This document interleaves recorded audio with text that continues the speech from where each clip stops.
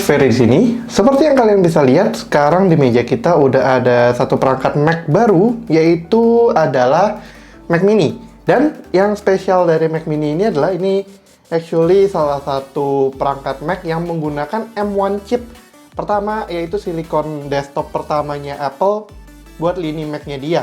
Di Indonesia sendiri Mac Mini ini belum resmi, jadi ini gue pre-order lewat istilahnya PBM sih dari Tokopedia. Dan akhirnya nyampe juga di Indonesia cukup cepet, lama dan cepet, agak relatif sih, soalnya ini di pre-order sekitar 20 harian lebih lah dari bulan November. Tapi akhirnya datang juga, dan gue beli ini sebenarnya untuk menjadi daily driver. Tapi sebelum itu kita unboxing aja, dan gue juga akan memberikan first impression gue terhadap si Mac Mini M1 yang pertama ini, M1 chip yang pertama ini.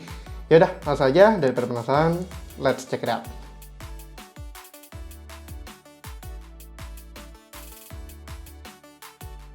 Oke, kita mulai dulu dari packagingnya. Jadi sebenarnya packagingnya ini simple sih, typical Apple. Jadi ada ilustrasi produknya di depan, terus di samping kiri kanannya kosong, dan di depannya ada tulisan Mac Mini. Nah, ini yang menggambarkan Mac Mini. Sebenarnya nggak ada beda sama box Mac Mini sebelumnya, cuman bedanya di jeroannya aja sih. Dan surprisingly gue agak kaget waktu datang. Boxnya ternyata cukup gede. Di bayangan gue di saat ini ukurannya Mac Mini itu seukuran Intel NUC, jadi kurang lebih segini kali ya. Nggak setebel ini, nggak segede ini, tapi cukup berat juga ini heftnya. Dan gue juga sebelumnya belum pernah pakai Mac Mini, biasanya gue pakai MacBook Pro aja. Kenapa? Karena Mac Mini yang lainnya itu underrated, menggunakan Intel punya prosesor.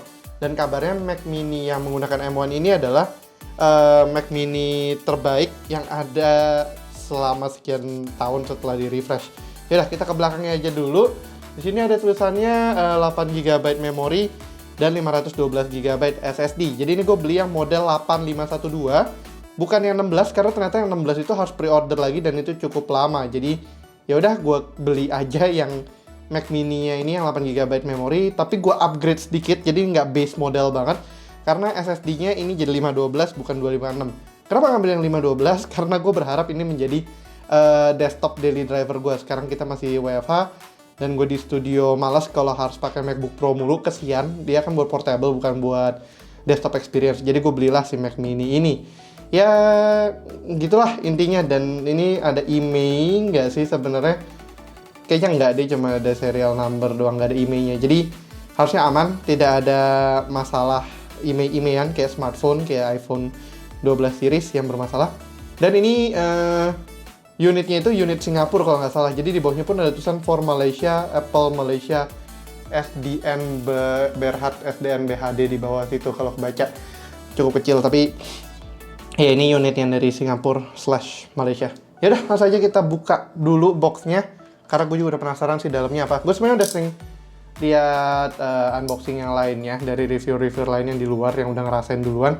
Tapi ini actually salah satu unboxing pertama di Indonesia, dan gue quite happy untuk bisa melakukan itu. Jadi kalian bersama gue ini salah satu yang melihat unboxing Mac Mini M1 yang mendarat beneran di Indonesia, bukan beli di luar terus orangnya tinggal di luar tapi kebetulan orang Indonesia. Ini benar-benar Mac Mini yang ada di Indonesia. Kita balik dan kita angkat lidnya. By the way, boxnya nggak mulus-mulus amat, sedih. Oke, nah inilah Mac Mini-nya. Gede ya ternyata. I was not expecting it to be segini gede. Tapi ini memang desain dari Mac Mini tahun 2014 kali ya. 2018 gue juga sempat lihat ukurannya segini. Cuman bedanya sayangnya nggak ada warna space gray, warnanya silver semua. Mungkin karena ini M1 chip pertama, nanti ada M1 Pro, M1X. Jadi nanti Mac Mini Pro mungkin jadi warna hitam. Mungkin ya. Kita angkat aja, buset. Berat juga. Gue kira nggak seberat ini. Berat banget. Ya udahlah, tapi memang namanya desktop ya, berat begini bagus sih, solid. By the way, yaitu Mac Mini-nya. Gue agak takut naruhnya. Dan di bawahnya ini ada buku petunjuk design by Apple. Semoga kelihatan. Di dalamnya ada buku petunjuk tentang Mac Mini-nya dan kawan-kawan beserta stiker Apple yang gede kali ini, bukan kayak yang di iPhone.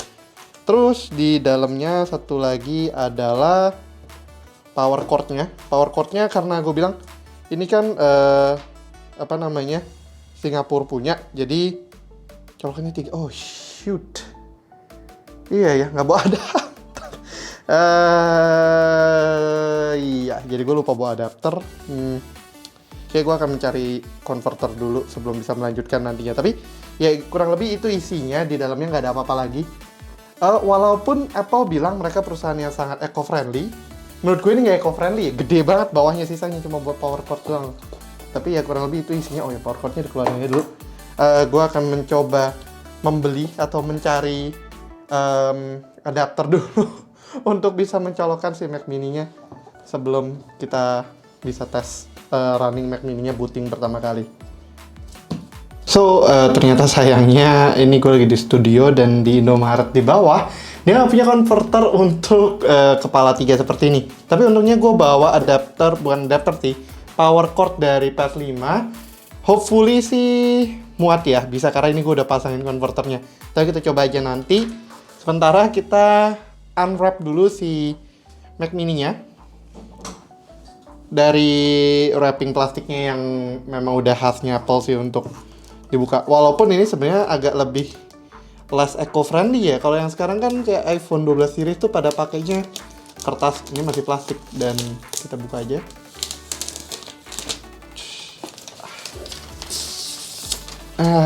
Sangat enak sekali bunyinya. Maaf, plastiknya di sini. Plastiknya digeser dulu, udah. Oke.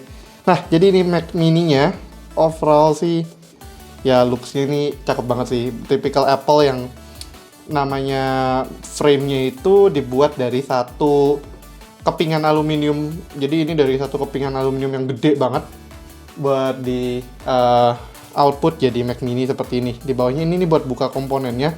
Harusnya sih nggak diakses sama kita orang awam. Dan kalau misalnya kalian mau lihat teardown videonya di YouTube udah banyak banget. Dan gue bukan spesialis bongkar-bongkaran walaupun gue anak IT. Tapi ya kita lihat aja sini. Gila, gue bisa steering di sini. Lama banget cuma buat nge-stare di sini. Tapi ya ini ada pelindungnya. Ini sini I/O ports-nya semua. Kita buka dulu. Nah, jadi itu ada I/O ports-nya semua di sini. Kalau kelihatan ada power cord-nya, Ethernet yang kayaknya sayangnya belum gigabit setahu gua. Thunderbolt USB 4, Thunderbolt dan USB 4, HDMI, sama ada USB Type A. Ini harusnya 3.1 sih dua-duanya, sama ada headphone jack juga 3,5 mm. Ya, at least lebih lengkap ya daripada MacBook Pro karena ada USB Type C sama USB Type A sama HDMI sama Ethernet-nya. Jadi masih lebih lengkap dan bahkan dia masih keep 3,5 mm. Dan ya kurang lebih ini sih penampakan dari si Mac mini-nya. A nice piece of design. Sekarang kita cobain aja kali ya, pakai di monitor gua di sana. Jadi kita sekalian coba ngetes booting dia. How well does it goes? Kita setup dulu ya, gua rapin dulu.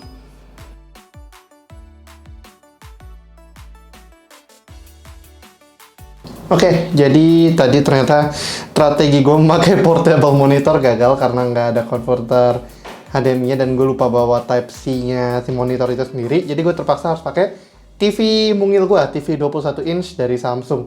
Dan ini bisa langsung kita setup aja. Bahasanya kita bisa pilih. Oh, ini mouse scroll-nya masih reverse ya, yaudah deh.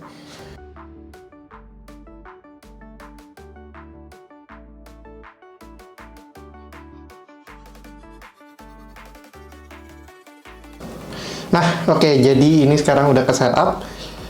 Of course, out of the box. Kalau misalkan ngomongin tampilan macOS-nya, ini macOS Big Sur. Bisa dilihat dari sini, ini Big Sur. Dan ya, nggak ada beda sih setelah gue pakai MacBook Pro yang udah Big Sur juga. Bacanya apa sih? Big Sur probably. Itu jadi nggak ada beda. Identify your keyboard. Your keyboard cannot be identified. Press a key on arrow bar. Press a keyboard that can't be. Press a key immediately to the right. Ini. Oke lah, tapi kan bisa. Nah, bisa, oke. Jadi ya ini kalian bisa lihat di sini. Bentar, gue akan zoom sedikit ke depan. Jadi harusnya sekarang kelihatan di sini. Ini macOS Big Sur version 11, Mac Mini M1 2020. Jadi nggak ada ribet-ribet beda-beda chipset lagi. Chipnya Apple M1 dengan memori 8 GB dan ya gitu deh. Display sekarang terkonek ke Samsung Display. Oh, dia bisa baca ini Samsung Display ya. Terus storage-nya dari 512 udah tersisa 467,11 aja. Isinya apaan sih? Paling drive kan, music creation bisa dihapus kan ini nanti. GarageBand, nggak pakai GarageBand juga. Terus support, service, ya udah sih gitu doang. Jadi inilah penampakannya Mac Mini M1. Jadi gue akan coba kasih lihat sedikit aja performanya. Let's open something, wigi.com. Oh, sama sembari itu gue akan install Visual Code karena gue akan coding di sini. Visual Code dan koneksinya jelek. Download. Basically berarti Visual Code sebenarnya akan running pakai Rosetta, bukan pakai native-nya M1 karena setahu gue Visual Code belum dioptimize untuk M1. Jadi ya kita akan coba lihat aja performa. Kalau Visual Code sih harusnya nggak gitu ribet. Dan nanti gue juga akan pakai buat install Xcode di sini. Sama of course editing. Mulai sekarang gue akan coba proses di sini di Mac Mini yang ini. Tapi kita coba main-mainin dulu dikit.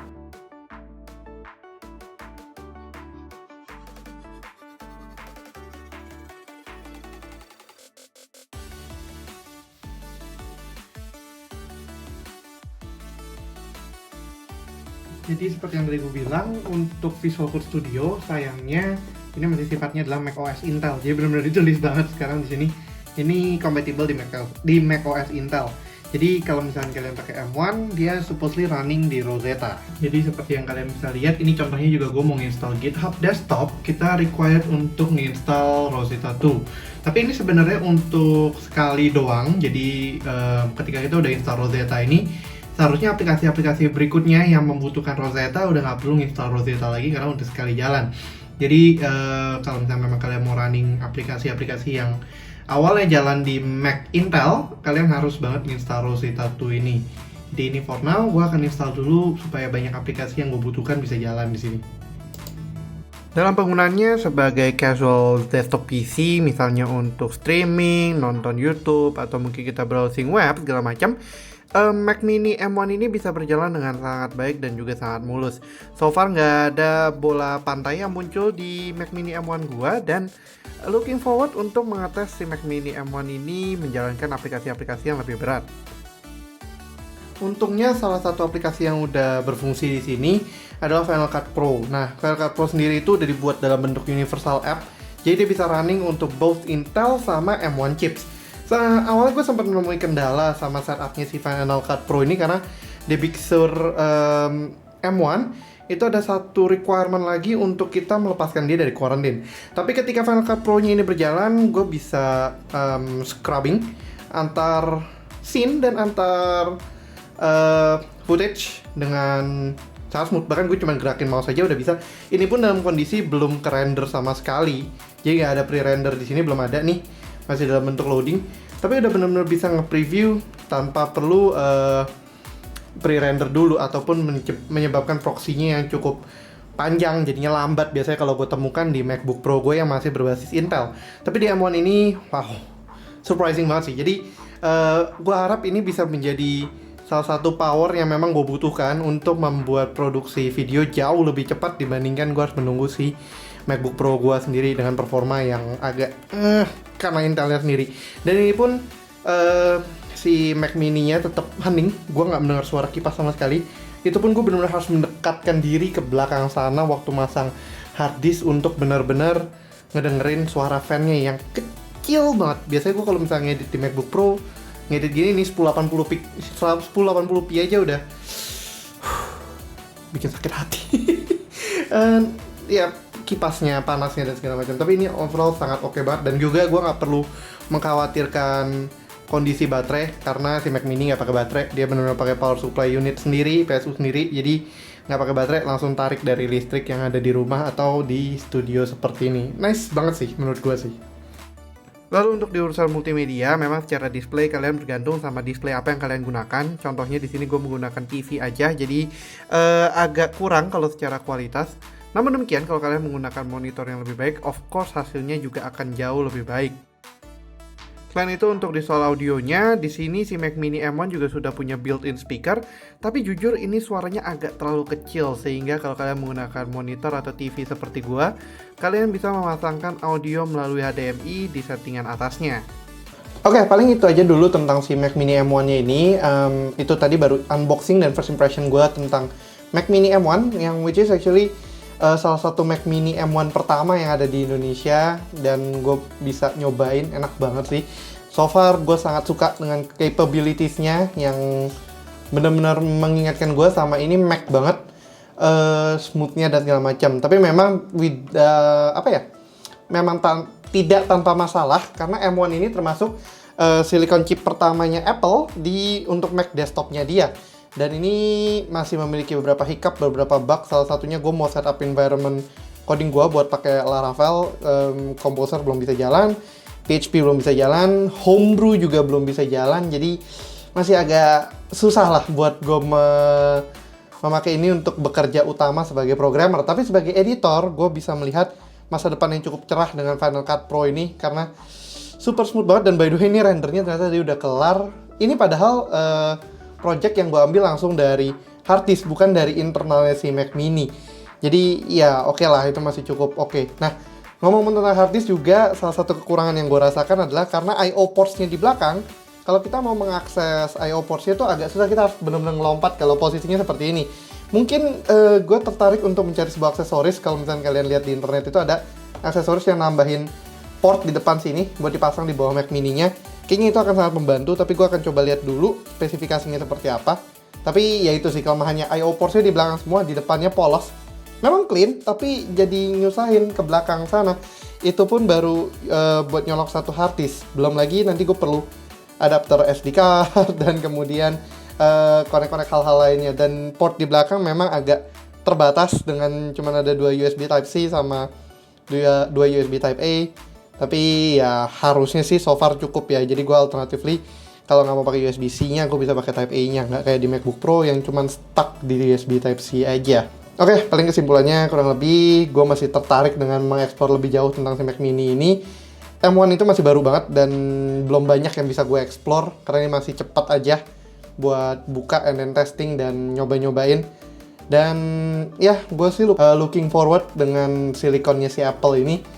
Gimana versi iterasi berikutnya, atau mungkin at least M1 ini aja seiring waktu bisa dapat upgrade yang lumayan signifikan dalam soal performa dan juga optimalisasi karena ini kan masih tergolong baru banget. Oke, sekian dulu untuk videonya. Kalau kalian suka videonya, jangan lupa untuk kasih like, share, dan tentunya yang belum subscribe, langsung aja klik tombol subscribe di bawah dan aktifkan lonceng notifikasi biar kalian gak ketinggalan sama video kita berikutnya. Dan yang punya pertanyaan, langsung aja scroll ke bawah dan tanyakan kalian punya pertanyaan di kolom komentar di bawah. Ini belum loading karena internet gue bermasalah. Dan gak terbatas sama Mac Mini M1, kalau kalian punya pertanyaan apapun, tanyain aja. Yang belum follow Instagram kita juga bisa langsung follow aja Instagram kita di @guigui.com supaya kalian bisa mungkin mau nanya-nanya atau nanti gue ada update di situ juga, kalian bisa lihat langsung. Yaudah, intinya thanks for watching and as always, stay safe, stay healthy, and have a nice day. Ferry signing out. Bye-bye.